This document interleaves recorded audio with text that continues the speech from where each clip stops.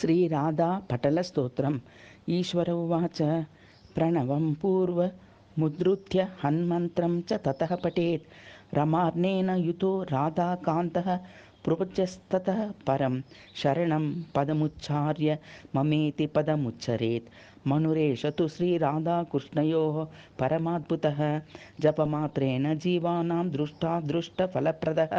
अस्मात् परतरो मन्त्रो नास्ति नास्ति वरानने। यस्मिन् जप्ते तयोरेव स्वीयबुद्धिस्तु साधके जायते कृतकृत्योऽसौ तथा भवति शाम्भवी।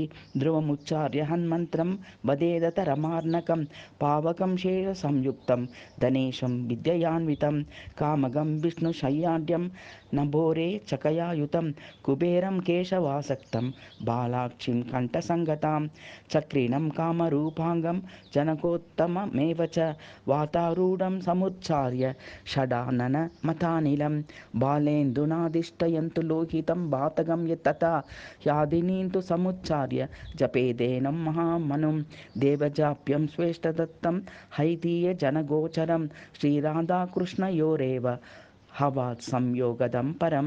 नमस्तस्मै भगवते कृष्णाय कुण्ठमेधसे राधाधरसुधापानमत्ताय च नमो नमः।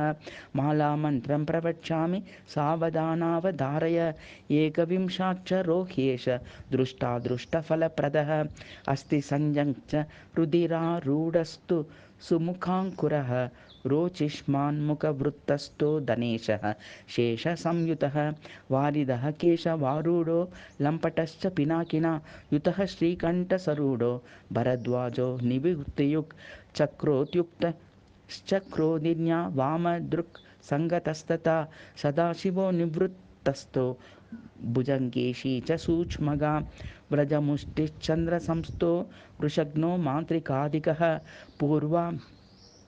पूर्वाध्वमेतान्निर्णितं पराद्रं प्रोच्यतेऽधुना यदा रोचिष्मता शाकं नृसिंहास्रोरसि स्थितः खड्गीशो देवं रातोस्तु मातृस्तोनु स्वारेण विभाषितः दाता शेषसनस्तश्च वारुणो वादसङ्गतः नरः श्रीकण्ठसंसक्तः समुच्चार्यो मनीषणः शङ्कुकर्णः पावकेन सङ्गतो मायया पुनः सुरेशः केशवारूढो शौरी श्रीकण्ठसङ्गतः चञ्चलो व्योमरूपस्थो यादिनी रुचेरेण च केशवाङ्गगता चैव परादुर्य मुदाह्यतः इति श्रीराधापटलं समाप्तिमगात्।